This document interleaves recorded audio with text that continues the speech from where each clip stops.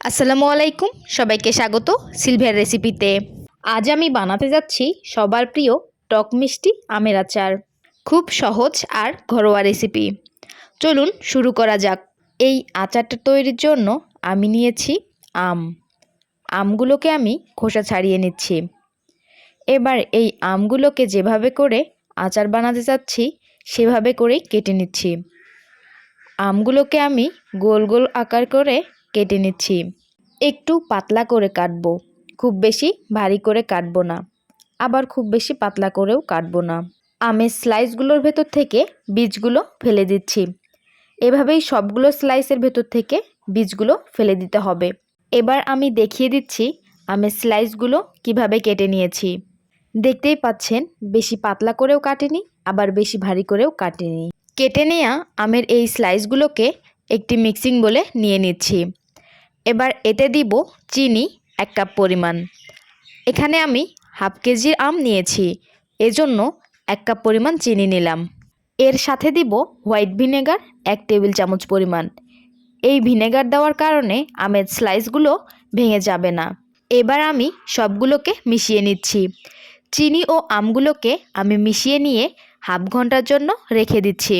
এই হাফ ঘন্টার মধ্যে আমগুলো থেকে কিছুটা পানি বেরিয়ে এসেছে এবং চিনিও প্রায় গলে গিয়েছে।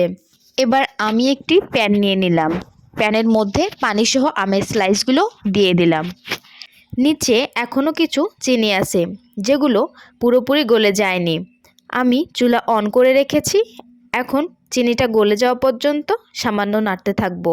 হাফ ঘন্টা ভিজিয়ে রাখার কারণে আমগুলো নরম হয়ে গেছে। এই আমগুলোকে আলতোভাবে নাড়তে হবে। আমগুলোকে আমি কিছুটা সিদ্ধ করে নেওয়ার জন্য ঢাকনা দিয়ে 4 থেকে 5 মিনিট জাল করে নিব। এবার ঢাকনা খুলে নিচ্ছি। ঢাকনা দিয়ে বেশিক্ষণ জাল করতে হবে না। এবার দিয়ে দিচ্ছি মরিচ গুঁড়া 1 চা চামচ পরিমাণ,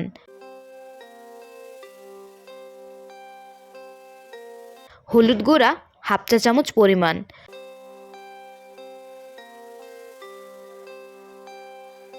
লবণ দিচ্ছি হাফ চা চামচ পরিমাণ। এবার এতে দিয়ে দিব ভেজে গুঁড়া করে রাখা 5 ফোড়ন।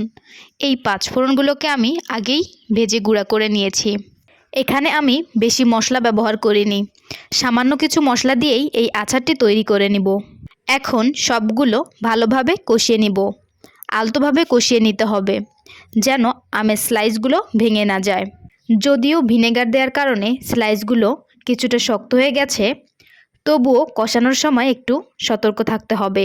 আমের স্লাইসগুলোকে মশলার সাথে মেশানো হয়ে গিয়েছে।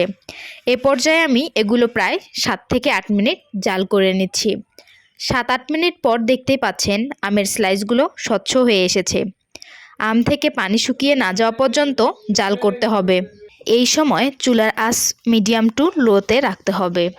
অল্প আঁচে পানি ধীরে ধীরে শুকিয়ে নিতে হবে। এই আচারটাকে আপনারা দীর্ঘদিন সংরক্ষণ করে রাখতে পারবেন।